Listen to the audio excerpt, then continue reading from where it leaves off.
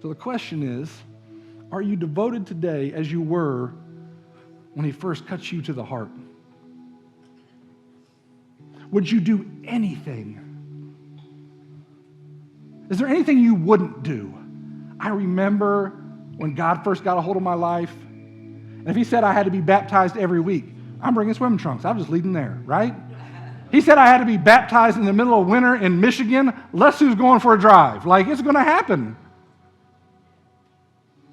Are you as devoted today as you were when you first started following Jesus? And if you are you reading the Bible and doing what it says, or are you looking for excuses to not do what it says?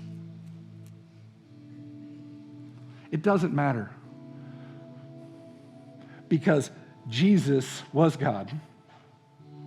He was crucified, but he was raised and gave us the Spirit that comes and dwells within us as a congregation, as individuals, and he has plans for you. It doesn't matter what it looked like before you came in here, you can go out different.